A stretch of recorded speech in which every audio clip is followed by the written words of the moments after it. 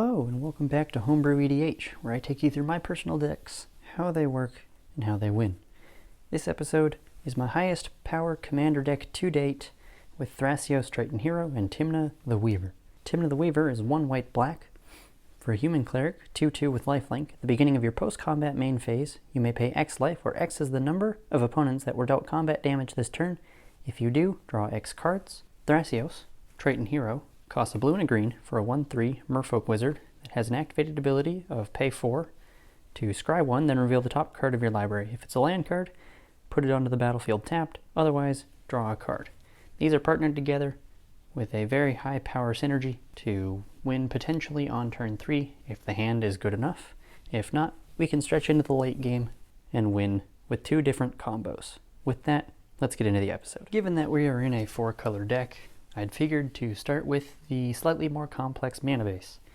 Now, I don't have a lot of money to spend on this deck quite yet, but I did spend some. So there's a couple of shock lands and fetch lands, a couple of the temple, so the tapped scry lands, and a couple of pathways, just to smooth out things, and if I'm missing certain colors, the fetches can help me find other ones. Moving on, we have removal and ramp. The removal comes with cheap spells to get rid of whatever we might need to, with Swords to Plowshares, Vanishing Verse, Anguished Unmaking, Assassin's Trophy, and Winds of Abandon. The ramp, just to name a few, we have Arcane Signet to fix colors, Carpet Flowers, Crop Rotation, Devoted Druid, and Wall of Roots, which are creatures to put counters on to make green, and Lotus Petal, which is free, and we can sack it, get a mana of any color. In the next bit, we have 8 counter spells. These are not all of them, but most of them in the deck. Dispel, Spell Pierce, Mana Tithe, and Miscast are all 1 mana counter spells. Pact Negation is free, but we have to pay 5 on the upkeep, otherwise we lose. Counterspell is classic, negate, and Tail's End can target activated abilities, triggered abilities, or legendaries at instant speed for 2 mana. Next up, we have 3 tutors and 3 other fun cards, I guess. We have Diabolic Tutor, which is 4 mana at sorcery speed to find any card in our deck. Demonic Tutor, which is 2 mana, does the same thing. And Mystical Tutor is 1 blue for an instant that says search your library for an instant or sorcery card, then reveal that card, shuffle your library, then put that card on top of it. The fun cards to the right there are Chain of Vapor, which bounces a permanent to its owner's hand. They can sack a land and repeat the process. Silence, which prevents our opponents from casting spells at any turn. Vapor Snag is 1 blue for an instant. Return target creature to its owner's hand. Its controller loses 1 life. So if you see a creature that's maybe part of a combo or something like that, you can cast Vapor Snag and get rid of it. Next up is one of 2 combos that I decided to put in this deck. It is AdNauseum, Angel's Grace, and Sickening Dreams. Now I'm going to take some time to explain how this kind of works and how you can win off of it. So, AdNauseum is 3 black for an instant. Reveal the top card of your library. Put that card into your hand. You lose life equal to its converted mana cost. You may repeat this process any number of times. So with that, usually you can get 25 to 30 cards if you build your deck right. Angel's Grace is 1 white for an instant with split second, so as long as it's on the stack, players can't cast spells or interact with it, etc. That reads, you can't lose the game this turn, and your opponents can't win the game this turn until end of turn. Damage that would reduce your life total to less than 1 reduces it to 1 instead. Now, if you cast AdNauseum, hold priority, and cast Angel's Grace, you can put your entire deck into your hand regardless of life total because you cannot lose the game this turn.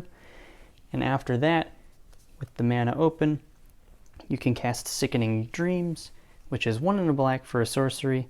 As an additional cost to play Sickening Dreams, discard X cards from your hand. Sickening Dreams deals X damage to each creature and each player with your whole deck in your hand if you get this off early enough. More than 40 most likely. And if you're not playing against any turbo life gain decks, then you can just win the game right then and there. The other combo in this deck takes a little bit longer to set up, but can still be pulled off in a timely manner if your hand is good enough, if you know what to mulligan, etc.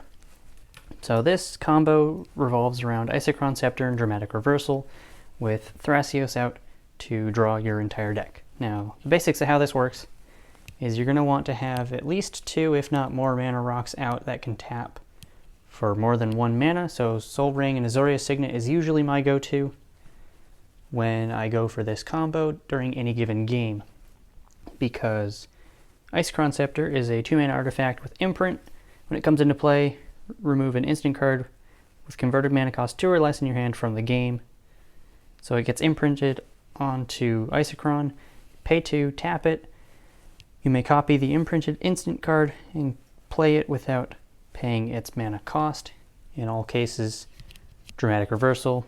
It's 1 and a blue for an instant. Untap all non-land permanents you control. So you can cast Isochron Scepter, imprinting Dramatic Reversal. Make sure you have Thrasios out. That's kind of the key here. You have those 2. You have your mana rocks. You have Thrasios out, which again, pay 4. Scry 1, then reveal the top card of your library. If it's a land, put it onto the battlefield tapped, otherwise draw a card. This lets you net infinite white, blue, and colorless mana. You can activate him an infinite number of times, draw your entire deck, and then proceed to cast Thassa's Oracle with some of that blue mana you have. That reads, when it enters the battlefield, look at the top X cards of your library, where X is the devotion to blue. Put up to 1 of them on top of your library and the rest on the bottom. If X is greater than or equal to the number of cards in your library, you win the game. So with our library empty, cast Thassa's Oracle, and we win the game. I hope you guys enjoyed today's episode of Homebrew EDH. If you did, go ahead and leave a like. Subscribe if you want to see more content like this. I've got a couple new videos coming out in the next couple of weeks. And the deck list will be in the description with all the cards I did not include in this video. And until I see you guys in the next one, take it easy and enjoy your stay.